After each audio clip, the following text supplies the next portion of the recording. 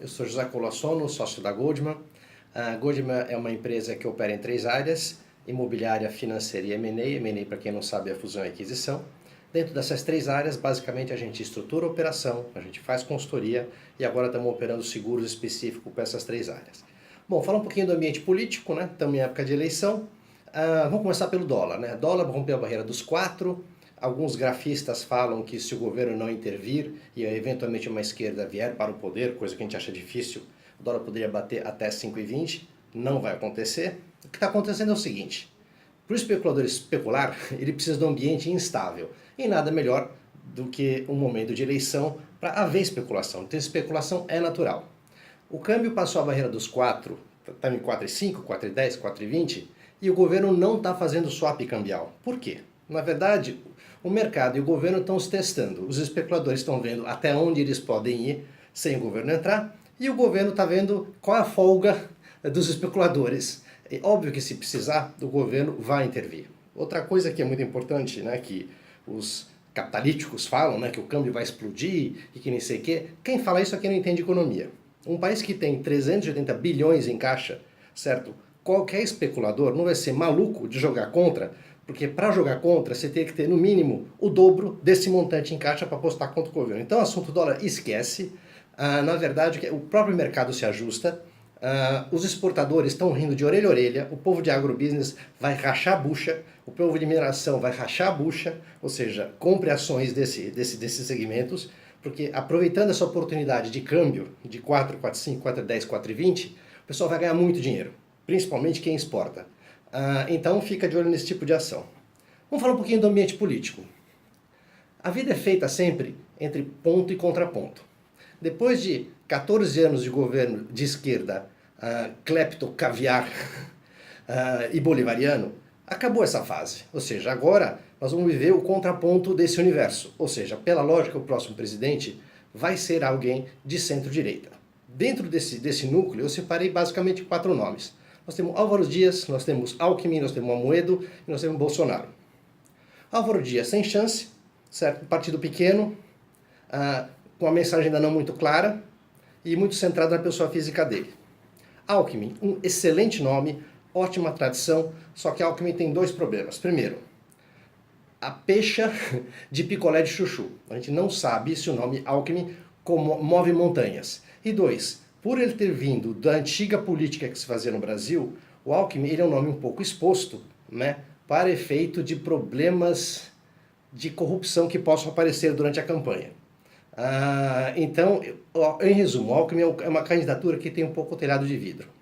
Amoedo, excelente nome, excelente iniciativa, só que o Amoedo e o partido do Amoedo, ele peca pelo purismo, ou seja, ele incorre no mesmo erro, por incrível que pareça, do seu antagônico, que é o PSOL. Ou seja, ele é tão puro, tão puro, tão puro, que ele esqueceu de jogar o game, porque ele quer mudar a regra do jogo. Só que você não consegue mudar a regra do jogo na arquibancada. Você tem que entrar no jogo, você tem que ganhar o jogo, e uma vez que você ganhou o jogo e você tem a caneta, aí sim você muda a regra que você quer. Agora, mudar o jogo da arquibancada, Moedo não vai conseguir. Então, a candidatura do Amoedo, ela peca pelo purismo. Então é o seguinte, é uma curva de aprendizado, eles vão eventualmente eleger um ou outro candidato, certo? Está errado eles não concentrarem fogo em poucos nomes, deixaram um leque muito aberto, então existe muitos candidatos para um partido ainda muito sem estrutura. Então, eventualmente, vai eleger um ou outro candidato, e aí sim, para uma próxima eleição, vai ter um pouco mais de tempo de televisão, vai ser um pouco mais organizado. Ou seja, a estratégia deles, ok, funciona, mas é de médio e longo prazo, não é para ser candidatura. Outro problema do Amoedo. O Amoedo, ele não sabe falar pobrez. Ou seja, ele é uma excelente pessoa, ele é um ótimo técnico, só que é o seguinte, ele fala muito sofisticado. Ou seja, a posição que ele se coloca é como um ótimo ministro, mas não como presidente. Para você ser presidente, você precisa falar numa linguagem que o povo entenda. Ou seja, e o Amoedo fala sofisticado, e com isso não gira. Vamos falar um pouquinho agora do nome Bolsonaro. Bolsonaro vai ganhar a eleição. E vai ganhar a eleição de primeiro turno, valendo uma beer aí. Motivo, juntou 2 fatores. O fator Tiririca e o fator Donald Trump. Fator Tiririca. Bolsonaro concentrou o voto de protesto. Todo mundo que é contra o que tudo aconteceu está descarregando o voto em cima do Bolsonaro, principalmente a base eleitoral, certo? E então Bolsonaro significa voto de protesto. Outra coisa interessante é o fator Donald Trump. Durante a eleição inteira do Trump, certo? A imprensa odiava o Trump, como continuou odiando, metia o pau nele, só que o que acontece? Quando abriu, os estudos de pesquisa não indicavam que ele ia ganhar, só que quando se abriu as urnas, viu que o Trump ganhou. O que aconteceu? É simples.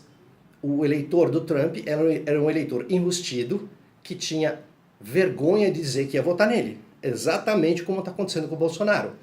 Muito eleitor que vai votar no Bolsonaro não diz e não assume que vai votar no Bolsonaro. Que é o que vai acontecer agora aqui no Brasil. Durante a campanha inteira do Trump, todo mundo elogiava o Obama, os democratas, etc, etc, etc. E eu falava o seguinte, gente, eu morei na América há 8 anos. Aprendam. O que é bom para o mundo não necessariamente é bom para a América. O que é bom para a América é bom para o mundo. Naquele momento eleitoral, eu falava o seguinte, Obama é ótimo para o mundo, mas o melhor candidato para o americano do centro, do trabalhador, era o discurso do Trump, tanto que ele ganhou. É o que vai acontecer. Bolsonaro vai ganhar e vai ganhar de primeiro turno. Algumas pessoas falam, mas ele é instável. Concordo. Ele não é preparado. Concordo. Mas a Dilma era? O Lula era preparado? Difícil dizer, né? Bolsonaro vai ter que lidar com duas coisas. Primeiro, saber se ele vai deixar o Paulo Guedes governar, certo? E saber se ele vai fazer o que de fato ele se comprometeu a fazer. Foi justamente o que o Ronald Reagan fez. Ronald Reagan, quando assumiu o governo, ele falou o seguinte, a indicação dos cargos políticos podem ser feitas por políticos do meu partido, nenhum problema, desde que tenha uma base técnica. Ou seja, Partido Republicano quer colocar alguém na saúde? Ok, me indica 3 nomes, desde que sejam nomes de gente que entenda da saúde. Então, se a montagem do ministério, fora o Paulo Guedes, que é um espetáculo, vai ser o melhor ministro da economia que o Brasil já teve, porque ele é um liberal de direita. Se a indicação do ministério inteiro for um ministério técnico, certo? Vai ser ótimo. Outra coisa que resta saber é o seguinte, quem vai ficar na Casa Civil do Bolsonaro? Ou seja, porque a Casa Civil é que vai ajudar até fazer a articulação política, que o Lula fazia esplendorosamente e que a Dilma era um desastre. Bom, enfim, esse é o ambiente que nós temos, certo? Valendo uma cerveja que vai ser Bolsonaro, e se entrar Bolsonaro, certo, não vai ser tão apavorante quanto alguns falam. A economia vai andar, certo? As coisas voltam a caminhar, porque eu sempre disse o seguinte, a crise do Brasil nunca foi econômica, a crise do Brasil é de confiança. Prova disso é que a Selic veio de 14,25 para 6,5, a inflação veio de 3,5 para 2,8, certo? E mesmo com essa queda de inflação e queda de juros, o investidor continua não investindo e o consumidor continua não consumindo. Por quê? O investidor não confia e o consumidor tem medo de perder emprego. Restabelecida a confiança, esse Brasil volta a crescer rápido. Eu vejo um futuro legal. Eu acho que 2019 vai ser um ano muito bom. Vale a pena apostar. Abraço.